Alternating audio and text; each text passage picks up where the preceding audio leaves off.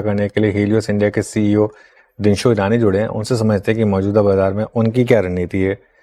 दिनशो जी, good morning. देखिए, आज तो दिन है, आपसे सबसे पहला सवाल मैं स्टॉक स्पेसिफिक पूछूंगा, क्योंकि एक ऐसा स्टॉक जिस पर आपने एक उस समय एंटी कंसेंसस बाय किया था जब कोई हाथ लगाने को तैयार नहीं था, पेटीएम, उस आरबीआई के एक्शन के बाद 2 back to back down circuit में।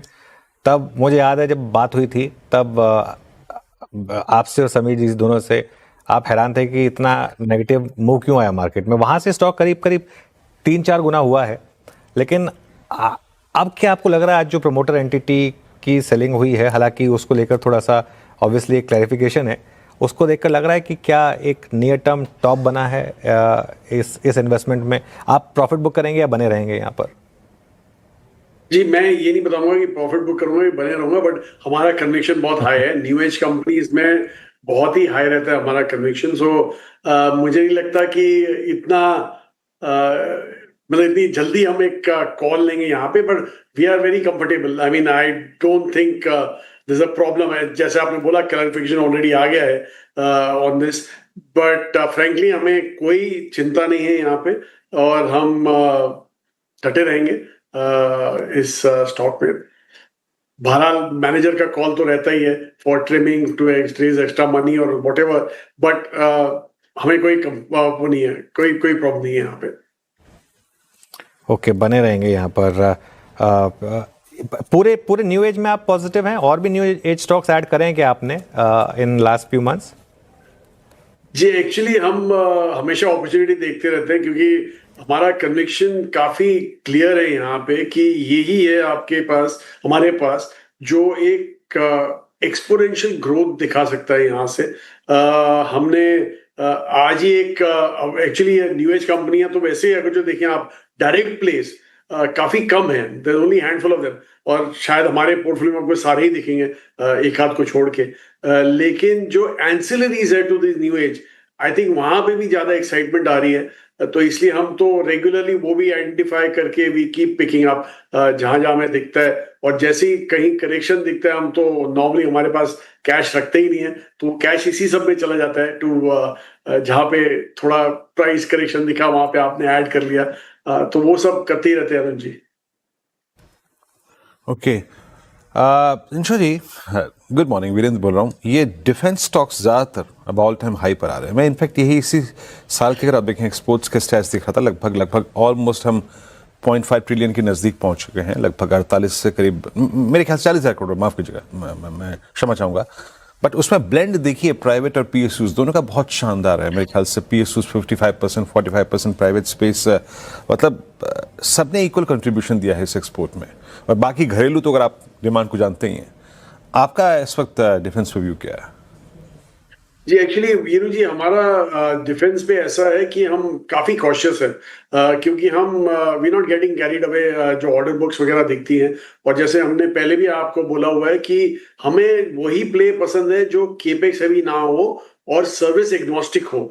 तो इसलिए काफी लिमिटेड प्लेस है इस मार्केट में जो ये दोनों क्राइटेरिया मीट करते हैं। और ये क्राइटेरिया इसलिए है क्योंकि एक तो कैपिटल इंटेंसिटी की प्रॉब्लम क्या है कि आपके पास ऑर्डर तो आ जाते हैं, लेकिन क्योंकि आपको इतना केपेक्स इन्वेस्ट करना पड़ता है टू एक्स्ट्रा कैपेसिटी बिल्ड करने के लिए, इसलिए आपकी ग्रोथ रेट्स एक स्टेगनेट सी हो जाती है। और दूसरा, जैसे मैंने बोला, सर्विस एग्नोस्टिक, तो हर एक सर्विस को आप सप्लाई करोगे तो ऑब्वियसली यू नॉट डिपेंडेंट कि एक का ऑर्डर आया दूसरे का नहीं आया। तो यहाँ पे इसलिए हमें दो ही स्टॉक पसंद है इस स्पेस में, जो हमारे पोर्टफोलियो में, जो है बेल और solar explosives, again solar sorry industries. वो ऑलरेडी जैसे मैंने बोला एग्नोस्टिक है, तीनों सर्विसेज में अप्लाई करते हैं, एंड केपेक्स हेवी नहीं है। It's not that intensive, capex intensive business है साथ। सो अच्छा, होटल्स में आपकी प्लेसमेंट, इनफैक्ट समीर जी से जब बात होती है, वहाँ भी अगर आप देखें, वो काफ़ी कन्विक्शन था उनका। पिछले 2 क्वार्टर्स काफ़ी शांत रहे प्राइस टच के मुकाबले। हालांकि अर्निंग्स अभी भी अच्छी हैं। डिमांड एनवायरनमेंट देखिए आप, स्पेशली जितने घरेलू अगर आप देखें होटल्स हैं वहाँ पे, चाहे वो बुकिंग्स हों, चाहे वो फुटफॉल हों, चाहे वो टैरिफ्स हों, सब चरम पे हैं। होटल्स पे भी आपका व्यू क्या कह रहा है? कुछ एक्सपोजर बढ़ाया क्या आपने इस बार? नहीं, एक्चुअली वीरू जी, हमने अपना स्टेगनेंट रखा है एक्सपोजर। तो हमने आप लेटेस्ट हमारा पोर्टफोलियो देखेंगे जो आएगा, उसमें देखेंगे एक नाम कम किया और एक और ऐड किया हमने। तो हमें यहाँ पे भी कंफर्ट है, लेकिन सिलेक्टिवली अभी होने वाला है, क्योंकि एक्चुअली जो विनर्स हैं वो काफी सिलेक्टिव रहेंगे यहाँ पे। केपेक्स अगेन जो साइकिल प्ले आउट हो रहा है वो हमें इतना पसंद नहीं है, इसलिए हम थोड़े फूक फूक के कदम रख रहे हैं यहाँ पे। जो लॉन्गर टर्म हमारा व्यू इज वेरी क्लियर कि ये सेक्टर अच्छा करेगा given the possibility of rooms, लेकिन ऑब्वियसली सर्टन प्लेयर्स जो है वो काफी बेहतरीन करेंगे than others. And frankly Viru ji, आज की तारीख में मार्केट में इतने ऑप्शंस अभी मिल रहे हैं that you not to stick to one single story. आपको जो आपने ये क्वार्टर देखा, इसमें काफी नए नए ग्रोथ ट्रेंड्स देखने को मिल रहे हैं, तो इसलिए हमें वहां पे कंफर्ट ज्यादा आ रहा है। सो तक फूक फूक के कदम रखा आपने। अभी आपने ये भी कहा कि फूक फूक पे एक ऐड किया, क्या किया है फूक फूक के होटल्स में? जी वो हम बताएंगे नहीं, लेकिन आपको दिख जाएगा हमारे पोर्टफोलियो में। क्योंकि अभी disclose- फैक्ट शीट में दिखाई दे जाएगा, फैक्ट शीट में दिखाई दे जाएगा। चलिए ठीक है, तो फैक्ट शीट का वेट करेंगे। ऑटोज में क्या व्यू बन रहा है आपका रिंशो जी? अब ऑटोज में शानदार रैली हुई, ऑटो एंसिलरी पैक पूरा का पूरा अच्छा कर रहा है इस समय। यहाँ पर क्या व्यू रहेगा? जो अनुज जी, एक्चुअली जो मैं बोल रहा था नए ट्रेंड्स उभर के आ रहे हैं, आई थिंक एंसिलरीज एक बहुत ही बेहतरीन ट्रेंड दिखाया है पिछले 2 क्वार्टर्स में। और हमने तो काफी हमारे पहले ही जो स्मॉल कैप हमारा पोर्टफोलियो है वहां पे हमने यही देखा कि जो आपके बियॉन्ड 250 स्टॉक्स हैं, काफी एंसिलरीज हैं जो बहुत ही बढ़िया काम कर रही हैं, इसलिए हमने वहां पे टॉप अप किया। और by the way ancillaries unfortunately India में हमें ऑटो एंसिलरीज बनाते हैं, लेकिन प्रिसीजन इंजीनियरिंग कंपनीज हैं ये सारी, एंड उनका जो जो जो प्रोडक्ट है वो सिर्फ ऑटोज की थी। इंडिया में तो ऑटोज में ही यूज होता है, इसलिए ऑटो एंसिलरी बुलाते हैं, लेकिन वो डाइवर्सिफाई कर सकते हैं डिफरेंट इंडस्ट्रीज में। एविएशन एक बहुत ही बड़ा सेक्टर है जो अपील कर रहा है इनको आज की तारीख में। और हम तो यही हाईलाइट करते रहते हैं कि जैसे अपना चाइनीज युआन इतना गिरा, सॉरी इतना बढ़ गया इंडिया के आईएनआर के सामने इस साल, तो हम काफी कॉम्पिटिटिव हो गए हैं इस एरिया में इन एक्सपोर्ट्स ऑल्सो। इसलिए काफी हद तक इंक्वायरियां जो आ रही हैं वो इसी के चलते आ रही हैं। एंड आई थिंक चाइना +1 जो प्ले आउट शायद हो सकता है वो इधर काफी हद तक हो सकता है, इसलिए आप हमारा स्मॉल कैप पोर्टफोलियो देखेंगे तो काफी आपको ऑटो एंसिलरीज दिखेंगी उसमें। अच्छा, एक और चीज, ये पूरे इस क्वार्टर को अगर आप प्राइस परफॉर्मेंस के मामले में देखें ना दिन शॉ जी, तो एनबीएफसीज ने बहुत ही, अगर आप देखें, एक बेहतरीन शो किया। और इस बार साइडवेज रहे बैंक्स। आई मीन कुछ बैंक्स ने अच्छा किया, I mean look at ICICI bank, numbers का रिएक्शन था, लेकिन वो भी अगर आप देखें बाकी सबके साथ एक अंडर परफॉर्मेंस के दौर में चला गया। एनबीएफसीज ने बहुत अच्छा किया इस बार। आपका सेंस क्या कहता है कि यहाँ से आने वाले 2 क्वार्टर्स में कौन डोमिनेट करेगा in terms of price stretch? और एक और बात, ये गोल्ड में जो स्ट्रेंथ दिखाई दे रही है अब, उसके अंतर्गत अब आप गोल्ड एनबीएफसीज पर क्या भी रखते हैं? क्या मैंडेट है आपका वहां पर? पहले तो सबसे सिंपल जो सवाल है वो जवाब दे दूं मैं आपको गोल्ड एनबीएफसीज का। आप किसी भी बैंक से बात कीजिए, किसी भी एनबीएफसी से बात कीजिए, सब लोग भी गोल्ड में घुसना चाहते हैं। तो ऑब्वियसली जो गोल्ड फोकस्ड एनबीएफसी है वो तो उनको तो मार्केट शेयर का उनका प्रॉब्लम होगा ही होगा। There is lots of competition, obviously competitive rates भी दिखने को ना आएंगे, तो इसलिए हमें वहां इतना कंफर्ट नहीं है।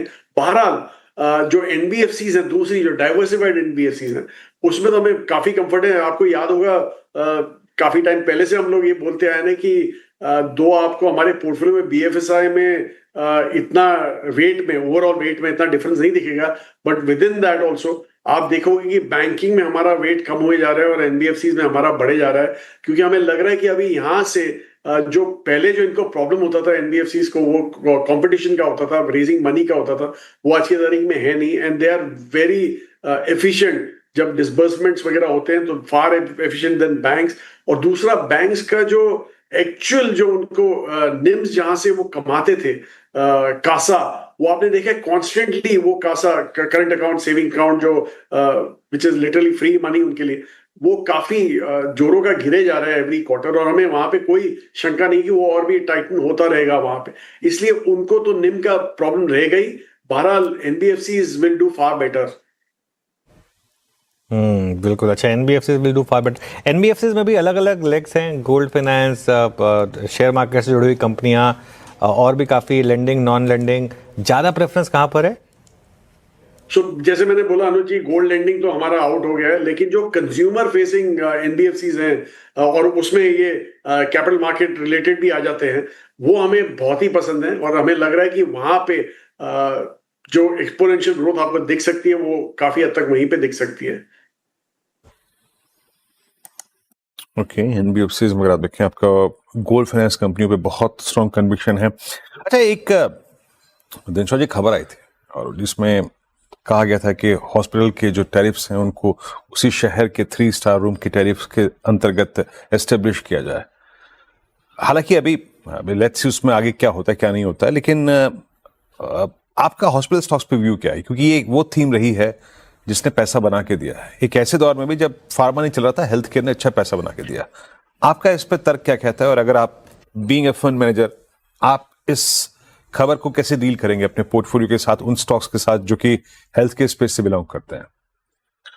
अच्छा वीरू जी, मैं हेल्थ केयर का बताऊंगा पहले, लेकिन आपको कंफर्म कर दूं कि हमारा कन्विक्शन नहीं है गोल्ड फाइनेंसिंग में। आपने बोला कन्विक्शन है, इसलिए मैं करेक्ट, हाँ जी, कन्विक्शन नहीं है हमारा गोल्ड फाइनेंसिंग में। अच्छा, हेल्थ केयर की अगर बात करें तो हेल्थ केयर का जी ऐसा है कि ये पहले भी हुआ था, ऐसा नहीं है कि ये पहली बारी ट्राई किया गया है, ये पहले भी ट्राई किया गया था। लेकिन आप ये सोचिए, कोई 60-65 हजार रूम है टोटल क्वालिटी रूम्स, सारे हॉस्पिटल जो क्वालिटी हॉस्पिटल है उनको मिला के, ऑब्वियसली ये 60-65 हजार रूम्स इतने कोई मायने नहीं रख, मतलब एज इन बहुत ही कम होते हैं as compare to the demand. तो ऑब्वियसली गवर्नमेंट एक हद तक फॉर और ऑलरेडी होता है एक्चुअली 20-20% आप देखें हर एक हॉस्पिटल की capacity goes towards needy patients वगैरह, उसके लिए उन्होंने अलग के बेड रखे होते हैं। तो इसलिए मुझे नहीं लगता कि ये हो सकता है, कंट्रोल हो सकता है, क्योंकि जैसा आप भी जानते हैं कि 60-65 हजार से ज्यादा ही हमारे कंज्यूमर्स होंगे जो रूम्स डिमांड करेंगे। तो इसलिए हमें यहाँ पे कोई शंका नहीं है कि अगेन ये सेक्टर एक ओवरकम कर जाएगा इस जो ये डिस्कशन पेपर जो अभी चालू किया है उसमें। मुझे लगता है ये होल्ड कर सकता है because this is too much. तो हमारे हिसाब से तो कंफर्ट अभी भी जरा बना हुआ है, और आपको याद होगा हम तो बहुत पहले से बोले जा रहे हैं कि जैसे ही पर कैपिटा इनकम जाती है everybody looks for quality health care. तो I don't think this can be curbed as such. फिर अच्छा, माफ़ी चाहूँगा, मेरे ख्याल से मुझे अनुज ने करेक्ट भी किया कि हाँ मैं उस अंश को नहीं सुन पाया था। गोल्ड फाइनेंस कंपनी पर आप देखें आपका स्ट्रॉन्ग कन्विक्शन, क्षमा चाहूँगा यहाँ पर। बहरहाल बहुत बहुत शुक्रिया सर, आप इस बातचीत में शामिल हुए और सभी सेक्टर्स पर अपना व्यू रखा, और मैं आपकी फैक्ट शीट का इंतजार करूंगा। वो होटल स्टॉक कौन सा जो आपने जोड़ा है उसको देखूंगा ज़रूर। Anyway, thanks very much sir, बहुत बहुत शुक्रिया आपका। धन्यवाद। अब चलते